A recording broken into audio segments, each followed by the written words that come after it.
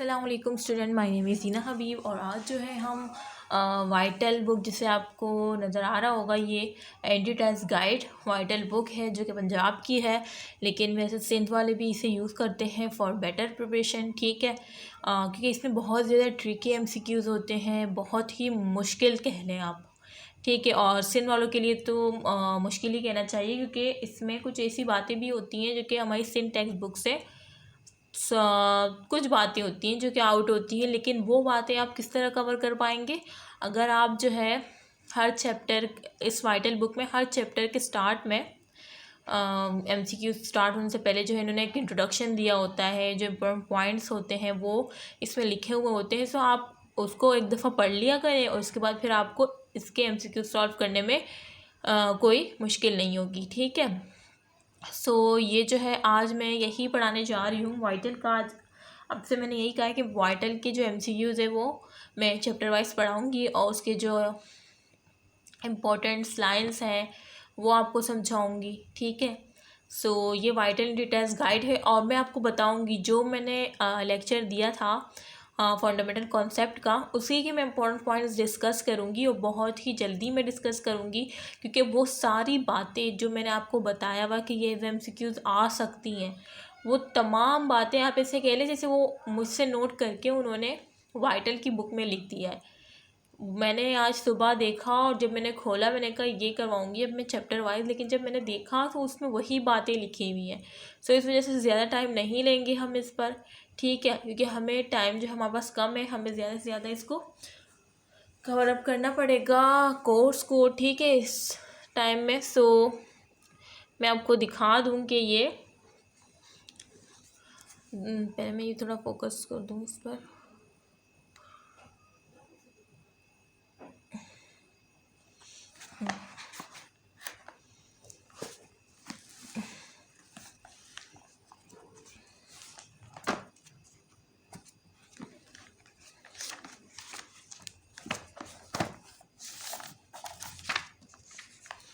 इसके अंदर पेंसिल रखी थी।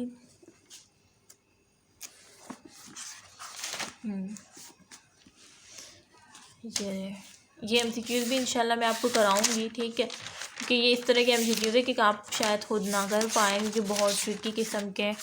ठीक है, अच्छा ये देखें, बेसिक कॉन्सेप्ट या फंडामेंटल कॉन्सेप्ट कह लें, ठीक है, एक ही बात होती है। अच्छा, ये जो है मैं थोड़ा जूम कर दूँ ताकि आपको नज़र आए और मुझे भी मोबाइल की स्क्रीन में नज़र आ जाए। अच्छा, ये देखें, matter, atoms, molecules and ions, इसके बारे में बात हो रही है। ठीक है, मैटर और फिर उससे ये हेट्रोजिनस मिक्सचर, इसमें कोई इतना ख़ास नहीं है। ये तो फिर उससे प्योर सब्सटेंस जो है वो उसमें कंपाउंड्स हैं और एलिमेंट्स हैं, और फिर इनका केमिकल मेथड है। फिर एलिमेंट्स में एटम्स होते हैं और आपको पता है एटम्स में जो है न्यूक्लियस होता है और शेल में जो है इलेक्ट्रॉन जो है वो रिवॉल्व करते हैं। और न्यूक्लियस के अंदर कौन से पार्टिकल्स होते हैं, प्रोटॉन और न्यूट्रॉन होते हैं। ठीक है, और ये जो है कॉर्क्स है। इस तरह से बस इसमें बहुत ही बच्चों वाला ये था। अच्छा, अब ये देखें, Greek philosopher throw about the smallness के ग्रीफ ये तमाम जो है आपको बताया कि ये स्मॉलनेस है। अच्छा, द स्मॉलेस्ट पार्टिकल, जो स्मॉलेस्ट पार्टिकल है किसका, मैटर का। आपको पता है स्मॉलेस्ट पार्टिकल क्या है मैटर का, मैं बता चुकी हूँ। ठीक है, NMD कैट के लेक्चर्स में भी, और सिंध टेक्स्ट बुक की जो रीडिंग मैंने करवाई थी, वर्ड टू वर्ड जो समझाया था उसमें भी बता चुकी हूँ कि एटम होता है। The smallest particle of matter was called atoms bye democratics which is now called atom. और डेमोक्रेटिक जो है इसे आप क्या कहते हैं, एटम्स कहते हैं। एटम्स की मीन क्या होती है, इनडिविजिबल, यानी इसको मज़ीद आप डिवाइड नहीं कर सकते हैं। ठीक है, अच्छा देखिए, मैं अब इतना डिटेल में नहीं जाऊंगी क्योंकि ये सारी बातें मैं आपको 2-3 जगह पे एक्सप्लेन कर चुकी हूँ। मैं थोड़ा फास्टली मूव करूँगी। ठीक है, according to Dalton the law of conservation of matter, जो लॉ ऑफ कंजर्वेशन मैटर था, and law of definite proportions, जो लॉ ऑफ डेफिनेट प्रोपोर्शन है, कुड बी एक्सप्लेन, यानी वो क्या करता है, एक्सप्लेन करता है बाय एग्जिस्टेंस ऑफ एटम्स कि क्या उसने किस तरह से एक्सप्लेन किया अपने law of conservation of matter को, और जो डेफिनेट प्रोपोर्शन का एक दिया था उसने लॉ, उसको किस तरह से एक्सप्लेन किया, उसको किसके ज़रिए से एक्सप्लेन किया, एग्जिस्टेंस ऑफ एटम, यानी कि एटम के एग्जिस्टेंस से उसने ये एक्सप्लेन किया इस अपने दो लॉ को। अच्छा, it form the basis of Dalton atomic theory, इसी वजह से है हम क्या कहते हैं कि डाल्टन एटॉमिक थ्योरी। ठीक है। अच्छा, अब ये भी याद रखना है, MCQ थी तो एक बात थी बहुत ही सिंपल सी, ये डेमोक्रेटिक, ये याद रखना है कि एटम को किसने जो है कहा था, तो वो डेमोक्रेटिक्स थे, और एटम्स को इंडिविजिबल है, ये MCQ याद रखना है। और जे ब्रेजियल्स डिटरमाइन द एटॉमिक मासेस, जे ब्रेजियल ने क्या किया था, मालूम किया था, क्या मालूम किए थे, एटॉमिक मासेस मालूम किए थे, किसके, एलिमेंट्स के। सही है, यानी अब एलिमेंट्स के जो एटम्स है उसके एटॉमिक मास किसने मालूम किए, मैं आपसे पूछ रही हूँ। आपको मैं 4 ऑप्शन दूंगी, उसमें से एक ऑप्शन जे ब्रेजियल्स का होगा, तो आपको किस पे टिक करना होगा, इसी पर करेंगे। ठीक है। So electron microscope can be use to see the object of size up to 500 nanometer, ये याद रखनी है, ये वैल्यू ये सिन टेक्स्ट बुक में नहीं मेंशन। ठीक है, लेकिन आपने यहाँ पढ़ लिया ना, आप डॉक्टर दीना वजीर एकेडमी से प्रिपरेशन कर रहे हैं, सो इसका यही फ़ायदा है। और इंशाल्लाह मैं फेडरल की बुक्स जल्द से जल्द स्टार्ट करवाऊँगी, और पहले तो मैं सिन टेक्स्ट बुक के जो रिमेनिंग चैप्टर्स रह गए जो इम्पोर्टेंट्स है पहले मैं उसको कराऊँगी सेंस से और फेडरल से, उसके बाद जो अनइम्पोर्टेंट है, मतलब वो भी इम्पोर्टेंट है लेकिन उसको फिर रिलैक्स हो के बाद में करेंगे। आजकल जो है बहुत ज़्यादा पता नहीं तबीयत बहुत ज़्यादा ख़राब होने लगी है, इसे मैं शो नहीं करती इतना, हाँ लेकिन होती बहुत ज़्यादा है मेरी तबीयत ख़राब, पता नहीं क्या हो गया है, मुझे कुछ भी समझ नहीं आ रहा, अचानक से ये हो गया है। बस आप लोग दुआ कीजिएगा कि अल्लाह मुझे सेहत दे, सही है, जिस्मानी और दिली सेहत दे, आमीन। ठीक है, ज़रूर दुआ कीजिएगा, मुझे समझ नहीं आ रहा है क्या हो गया मेरे साथ, शायद। ठीक है, सो बस आप लोगों की दुआएं चाहिए मुझे। अच्छा, समय कहाँ पे थी, मैं ये पढ़ा रही थी कि इलेक्ट्रॉन माइक्रोस्कोप जो है कैन बी यूज़, यानी यूज़ हो सकता है टू सी द ऑब्जेक्ट, यानी ऑब्जेक्ट को सी मीन देखने के लिए, ऑब्जेक्ट को कितना आप देख सकते हैं, 500 नैनोमीटर तक इलेक्ट्रॉन माइक्रोस्कोप जो है आपको दिखा सकता है। ठीक है। अच्छा, ये वैल्यू याद रखनी है। फील्ड आयोनाइजेशन माइक्रोस्कोप, जो फील्ड आयोनाइजेशन माइक्रोस्कोप है कैन हेल्प अस, वो हमारी मदद करता है। ठीक है। To understand the smallness of atom, किसको अंडरस्टैंड करने के लिए, किसको समझने के लिए, जो स्मॉलनेस है ना किसकी, एटम की, जो एटम की स्मॉलनेस है उसको समझने के लिए जो है आयोनाइजेशन माइक्रोस्कोप जो फील्ड है वो हमारी क्या करती है, हेल्प करती है। ठीक है, ये बात हो गई। अब क्या है,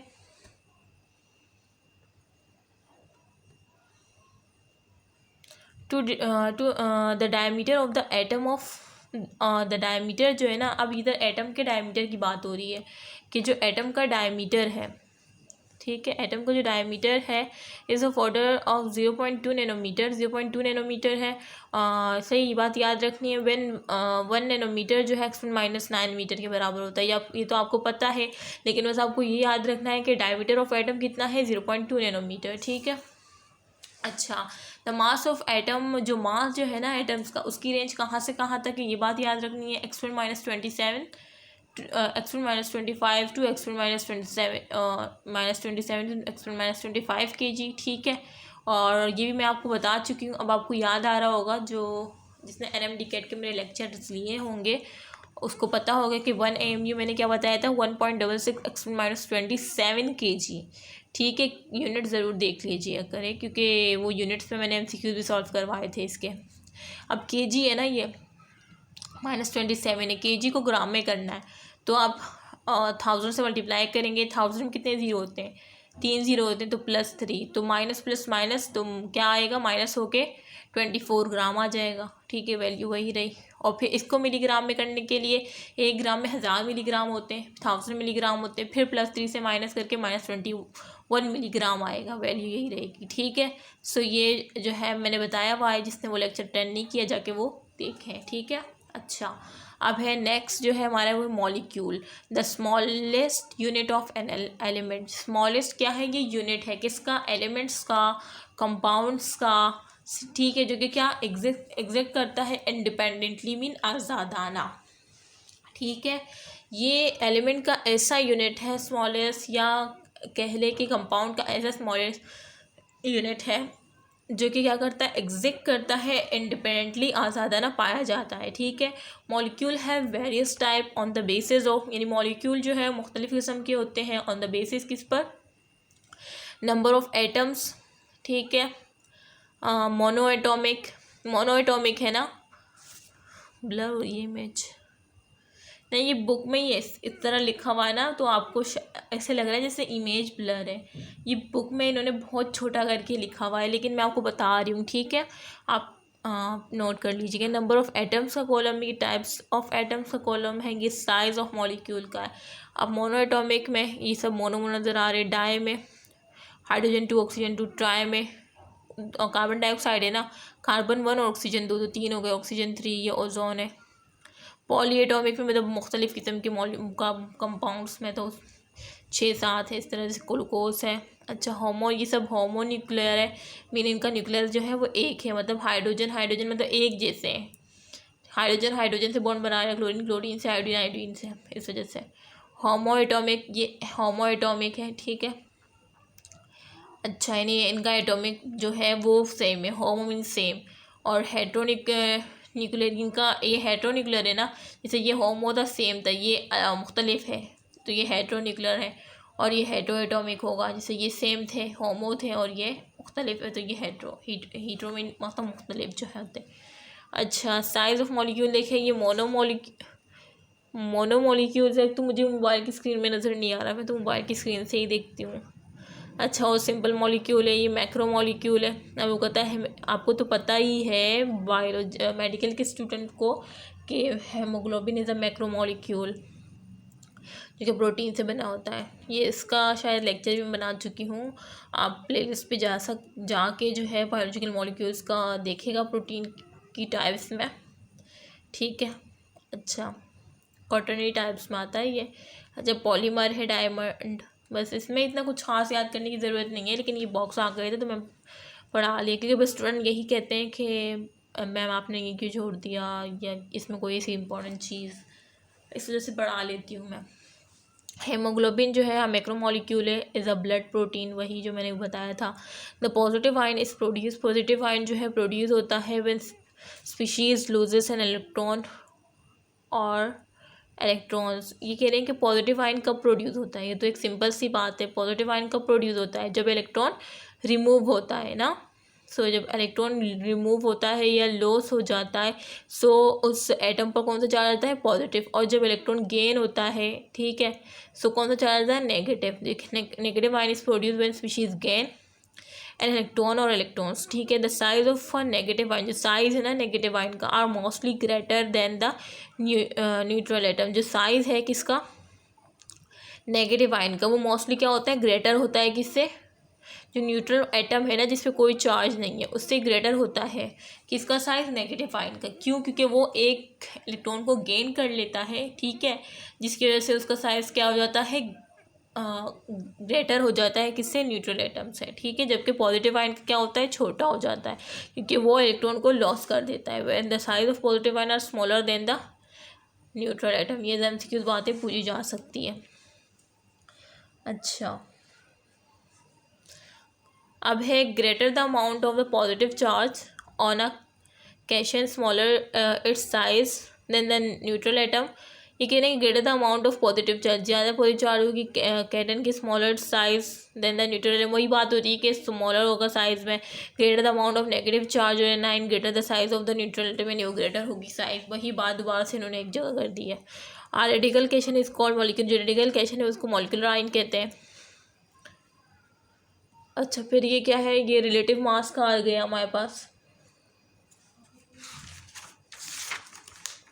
और भी है, हाँ और भी है। अच्छा मेरा जो है सर बहुत अचानक दर्द स्टार्ट हो गया इस वजह से। अच्छा तो हम कहाँ थे, रिलेटिव मास मैं नेक्स्ट वीडियो में बढ़ा दूँगी। मुझे बहुत ज़्यादा शदीद प्यास लगी हुई है और मैं पैनाडोल भी खा के आ जाऊँगी। ठीक है, नेक्स्ट वीडियो में मुलाकात होगी, रिलेटिव मास में पढ़ाऊँगी। अपना ख्याल रखिएगा और प्लीज़ मुझे दुआ ज़रूर दीजिएगा। ठीक है, क्योंकि आजकल बहुत ज़्यादा तबीयत ख़राब हो रही है। मेरे लिए दुआ कीजिएगा कि मुझे जो है जिस्मानी और दिली सेहत नसीब हो। आमीन। ठीक है, ओके, अल्लाह हाफ़िज़।